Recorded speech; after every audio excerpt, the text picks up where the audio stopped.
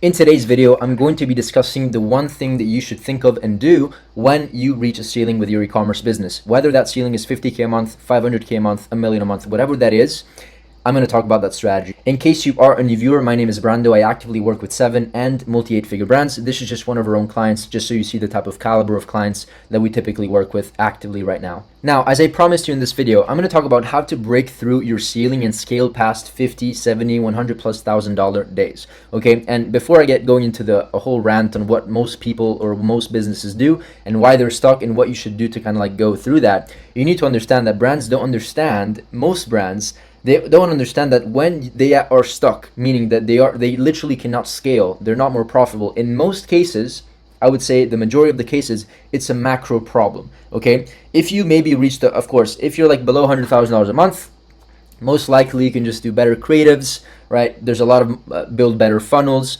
improve conversion rate. But in most cases, if you are over 100,000 a month, even like 500K a month and above, doesn't have to be 500K, but even if I would say if you're above $100,000 a month and you're stuck, meaning that whatever you do, all the iterations that you do, all the other things that you test are just not really moving the needle, it's typically a macro problem. So this is what most brands do when they reach that ceiling.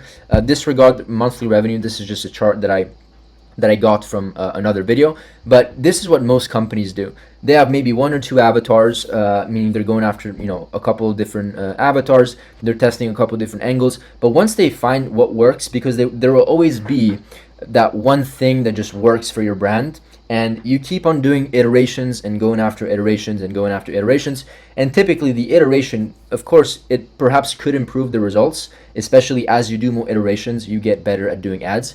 But in most cases, it's not the answer to get to that next level. And by the way, if you do better ads, you are going to get better results. But when I say like mass scale, I'm not just talking about better ads and building better funnels. I'm talking about something else. And in today's video, I'm going to talk about 2 things specifically that can allow you to jump to that next level of scale. Okay, so most brands, as I see in this part of this video, they're just locked in the iteration loop. So they see that avatar 2 and avatar 1 with angle 1 and 2 or whatever the angle is working. And so they just keep on doing more and keep on doing more. This is essentially what it looks like. You have like a winning concept, winning angle, winning whatever you want, winning framework, and you just continuously iterate and iterate and iterate and iterate and iterate. And so it becomes just, if you take a look at your creative library, you're going to notice most likely that you're just trying to push what is working to make it work even more. In most cases, the majority of the cases, this process is just going to maintain or slightly improve your results. So let me see what I wrote over here. This will not help you scale, as I say. This will only help you stay where you are currently at, or I would say in some cases even slightly improve, but not drastically where you would just maybe want to see your company go towards, right? And so you have to think about macro business levels to really find more leverage within the way that you're building your business. So here are just some 2 key main levers that you can utilize today to make an impact. And you can, by the way, like test these within a matter of 1 week, and you know that if the approach is giving you good signs of like, hey, this new lever or this new test is giving me an opportunity to scale, you can immediately see it. That's the beauty about e-commerce. You don't need to wait like 9 months to do a test. You can pretty much do a test in 7 days and then gather feedback. So the number 1 is to sell and scale in more market segments. Okay, and I'll give you an idea. Let's just say that we're selling this tape that is mostly for pain. Okay, it's whether it's back pain or whatever. And let's just say, as an example, that the majority of your customers that you are attracting right now are women of 40 plus dealing with back pain. I'm not going to go into like more specific long tail avatars. Of course, there's a bunch of different avatars within this realm of market segment. You can target the nurse, that the 40-year-old is a nurse, and because she's a nurse, she has back pain. You can target the ex-athlete. You can target this. There's a lot that you can target. But overall, we need to understand that in many cases, our scale is capped based on on the saturation level and the market opportunity. Okay, and so I'm not going to talk about whether it's one or the other. It's just different based on verticals, on products that you're selling. It's always going to be different. The level of saturation and the level of scalability, it's different from market to market. But in many cases, you just find yourself in a position where you just reach the ceiling that I talked about over here, right? This is the ceiling, as I say. You just reach the ceiling, and no matter what you do and no matter how creative you are within that vertical, it's just really, really hard. So the first thing that you can do is start expanding into and testing other types of verticals. Example, if after data we analyze that women after 40 is, reaching this ceiling, what if we test men over 40 and dealing with back pain? Or what if we test men and women that are 60 plus dealing with muscle pain post workouts? I don't know. This is just an example. 60 plus, maybe I'm supposed to mean 30 plus or 40 plus, whatever. It could also be the same age bracket, but they're basically different segments, right? Complete different types of segments. These are only people, and perhaps we can, maybe this is not even the best example, because I now that I think about it, because this would technically be part of men over 40 dealing with back pain, but here we're specifically talking about workouts, right? So it's like a different segment. So what I want to get you from this, regardless of this example that I'm doing in this video, there are different segments in a market. You can target women, you can target men, you can target younger people, older people, and specifically within each segment, there's also sub-segments that are very also like really scalable.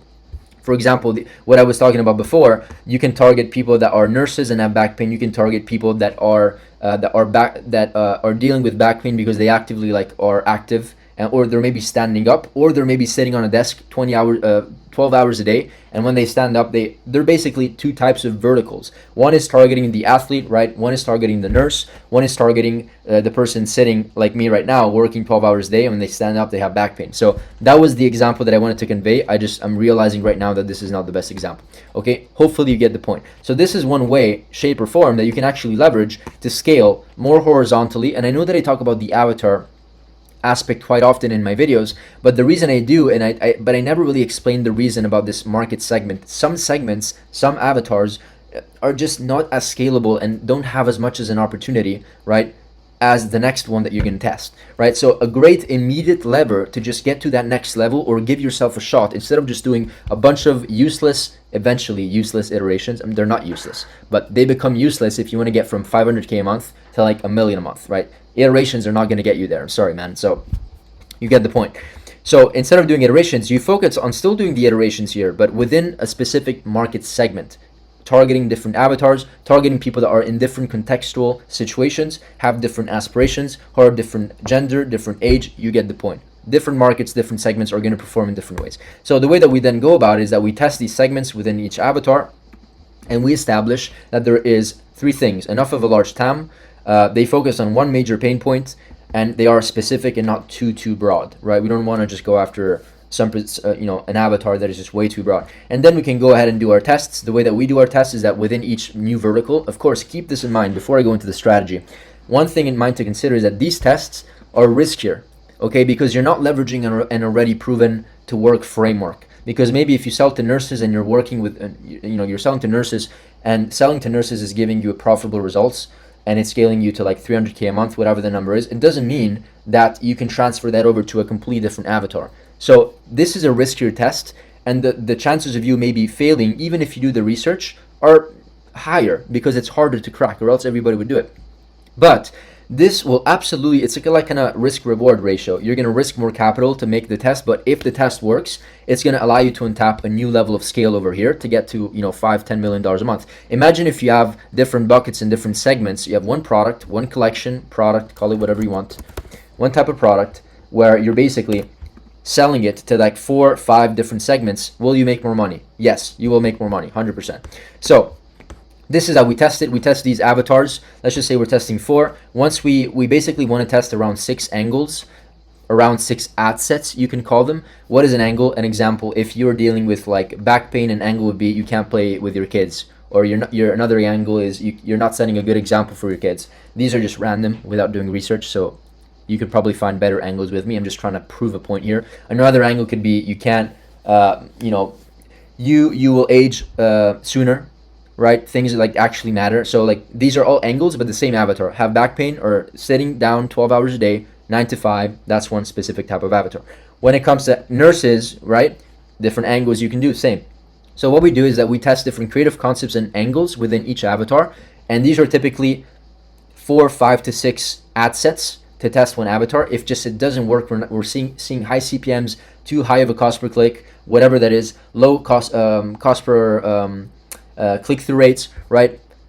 if it's not giving you something, we kind of move on and we try to find something better. But eventually you find something that does work, and you double down on the angles that do work. And once you find the avatar and angle that resonates the most on the front end with creatives, right, then you can start thinking about personalizing the entire sales process and making this about avatar 3. So you're talking about avatar 3 with paint point number 1 and angle number 1. Also, your funnel is going to have that same infrastructure. It's going to be congruent. And also, the way that you position your offer is going to be congruent to the way that you're approaching the marketing for avatar number 3. You get the point. So this is what it looks like. You test different avatars, different angles, and then you proceed with the green ones, the winners, with creating maybe an angle 1 advertorial, angle 1 offer, angle 3 advertorial, angle 3 offer. It's like congruent, right? I talk about this often in my other videos, but I like to test this. If you also just want to give your avatar the best shot, you can technically create from scratch or from the get-go these funnels. I just don't advise you to do that, because what you might think is a good avatar, you may be tested in the market and the front-end metrics are absolutely horrible, and so you just wasted a bunch of time for nothing, right? Let's talk about number 2. This should say number 2, which is method, is to sell to unaware stages of awareness, right? So there's different types of stages of awareness. Let me just read what I wrote over here, because this is really, really important. In many cases, I see brands get stuck at the problem and solution and most aware stages. So they target most aware people that went through their website, or people that are solution aware, and people that are problem aware. These are the easiest and most small groups of customers you can ever target. Keep that in mind. And in many cases, let's just say that you're even targeting I'm going to go through this concept later. Let me just continue here for a second.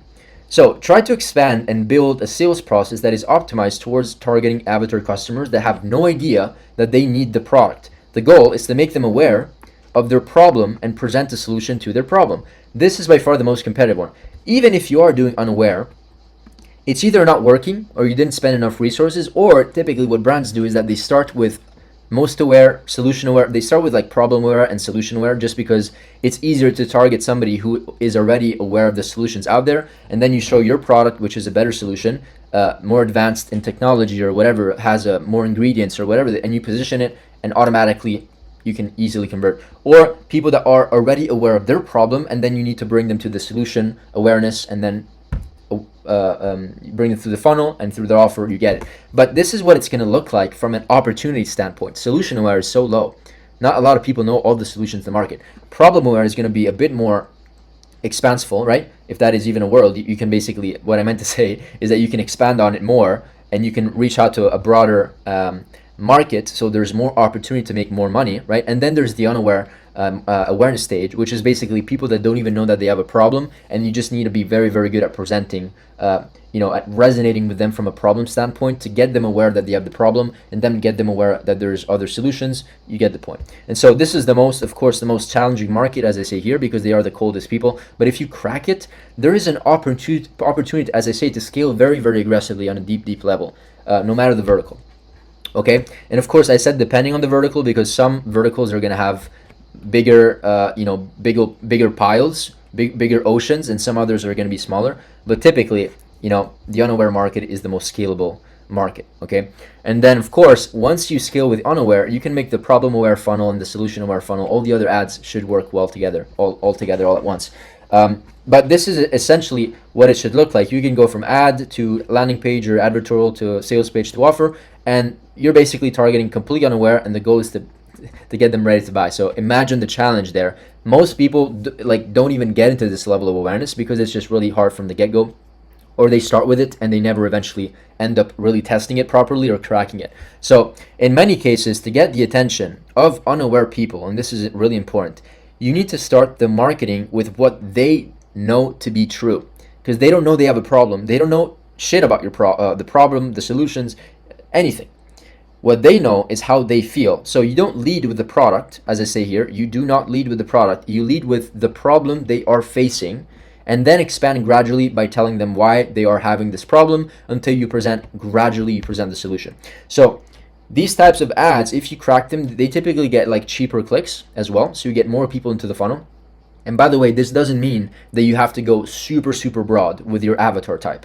You can still target a specific avatar type, right? Deeply resonate with them on a deep level, because you're introducing and telling them, hey, is this how you feel? Are you feeling that whenever you get up your desk, you feel like 20 years older, because you stood for 12 hours in a row on like on a desk. You get the point. So you don't have to go like super broad and say, hey, are you dealing with back pain, like whatever. It's like so specific also, but specific enough to resonate with the ad, but also broad enough to go after like the unaware market, and with a big enough TAM, addressable market. We don't want to go after super specific people. It would be too much. And so this is what I advise you to do. Go after the unaware market, give it a shot to actually scale, build funnels that are specifically optimized for people that are unaware. Because guess what? It's unlikely that with an unaware ad, you go from unaware to just direct offer and pitch. Maybe it could work if you're doing like a long form VSA. Hey, maybe it works regardless, but in the majority of the cases, like going after like just a 60-second ad to direct offer, and the ad is like just about unaware, it's typically much tougher. So what we want to do is maybe add filters within each step of the funnel. Maybe go from ad, maybe 60 to 2-3 minute VSL, or if it's not a VSL, it's something else, whatever, to advertorial where they can consume more information, to maybe a sales page with an offer, or after you present the offer after on checkout, whatever. So it's like a gradual sales process that is allowing them to say, yes, I resonate, yes, I resonate, yes, I resonate, yes, let me just buy. Okay, so this is one thing. If there's one third one to just increase and get to the next level in terms of scale, is expanding, that I just thought about right now, is expanding markets, right? So if something is working in the US and you're doing 300K a month, why not also try to make it work into the German market, Italian market, French market, and Spanish market, right? It's of course logistically a hassle, but what if you become the number 1 or top 5 brand that is selling that product within these other verticals? That is automatically kind of similar to this, I like to call them buckets of cash flow. Instead of having avatars, right, you scale horizontally with avatars or market segments. You always scale, you also scale horizontally with different markets, not market segments, because market segments are like based on persona buyers. When I say markets, I mean like actual geographical locations, like geolocations, right? So these are the top 3, in my opinion, based on my experience, ways to actually move the needle forward and not get into the iteration loophole that is never ending and probably will not most likely increase your results by 50 to 100%. Okay, that is it for this video. If you are a brand doing at least $100,000 a month plus or minus, and you want an audit, we are actually opening up applications to work with us for this month and the month of August. Then we're going to close. We only work with like 10-12 clients, so we don't onboard like 3 clients a month. We don't do that. Ours is a lot more of a personalized approach, a customized packaged approach. So if you want to explore the opportunity of getting to the next level, whether the next level is 500K a month, $1 million a month, 5 million a month, we have experience working with 8-figure companies, also 7-figure companies. Book in a call. We will have a free audit. You're probably going to speak with me or one of my team members, and then we can go from there to explore the opportunity of working together if it makes sense. All right, that is it. See you on the call, and see you in the next video. Bye.